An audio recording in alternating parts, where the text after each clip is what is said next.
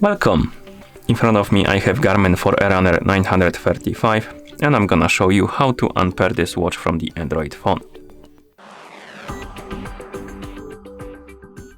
First thing we need to do is to open the Garmin Connect application on the phone that is paired with our watch.